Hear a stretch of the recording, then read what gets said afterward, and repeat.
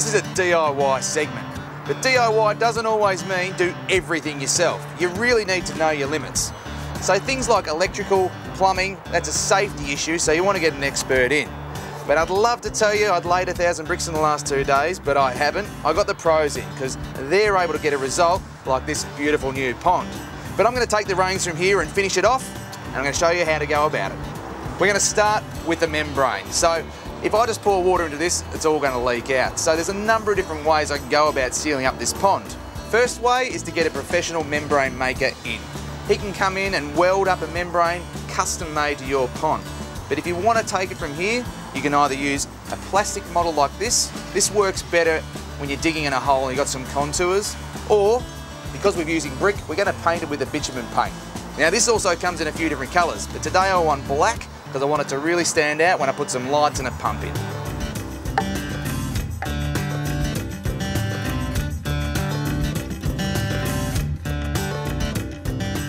Have a look at the workmanship that's gone into this beautiful pond. And even the bricks are standing out amazingly, and they are recycled.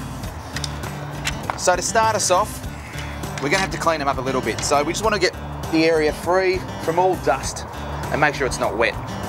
I just use a little paintbrush to get into the corners, and I sweep it up from a bigger area in the middle. Now, when you're dealing with the body of water, you do fall under the rules of a pool and spa. So there are ways around that. In this area, I've checked with the local council and I can do a pool that's 300 mil high. So if I check out my heights here, 300. That's where I'm going to paint to. You can be really liberal with this stuff. Just poke it on. Make sure you get it in all the gaps and you don't leave any blank spaces.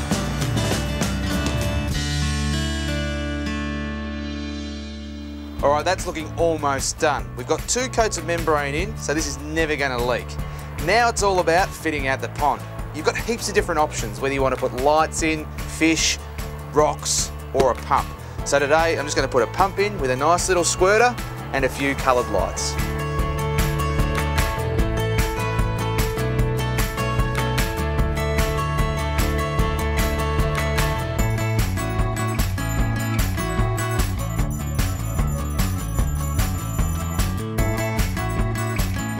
With any body of water, the water levels are going to go up and down depending on your weather. So if it's really hot, the water will evaporate and you'll have to fill it up. But if it's really wet, you don't want it overflowing. So I'm just going to drill in a couple of weep holes to make sure we get a nice consistent level.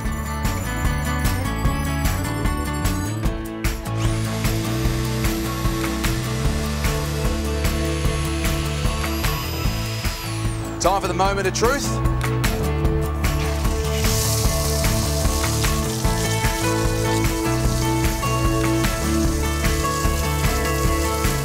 Well, there you have it, an afternoon's work, and we've come up with a beautiful water feature which has given this whole area a really beautiful ambience with the sound and a bit of movement.